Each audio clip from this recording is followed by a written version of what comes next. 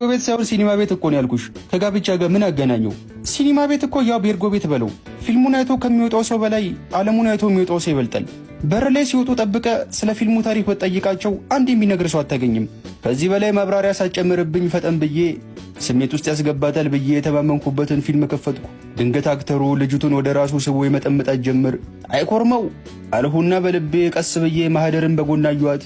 በፍጥነት ሪሞቱን መንጭቃኝ ፊልሙን አቆመችውና እነዚህ ሰዎች ግን ተጋብተዋል ነው ወይ ዝም ብለው ነው የሚዘሙቱት? ጭራሽ ከኛ አልፈሽ ፊልም አክተርን መቆጣጠር አማረሽ? አናደደችኝ በጣም። ለማንኛውም ከጋብቻ በፊት እንደዚህ አይነት ነገር ማየት አልፈልግም ብላ ቲቪውን አጠፋችው። ሊሟሟቅ እያኮበኮበ የነበረው ስሜቴ ከቲቪው ጋር አብሮ ጠፋ። ቆይ ማድረጉ ይቅርሽ ማየቱ ምን ችግር አለው?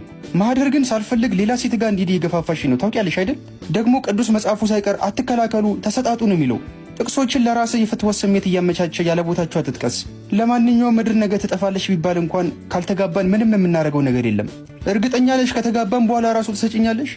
እጇን ጉንጬ ላይ ጣል አድርጋ እየደባበሰችኝ፣ ከዛ በኋላማ ምንም የኔ የምለው ነገር የለም፣ ሁሉም ያንተኔ ነው ጌታ። እኔ ምንም ድግስ ግርግር ምናምን አልፈልግም። በቃ ሽማግሌ ልከህ ከቤት እንድትወስደኝና ሰማንያችንን እንድንፈራረን ብቻ ነው የምፈልገው። በተረፈ በቬሎና በሱፍ ቆንጆ ቆንጆ ፎቶዎች ከተነሳን በቂ ነው አለችኝ። እኔ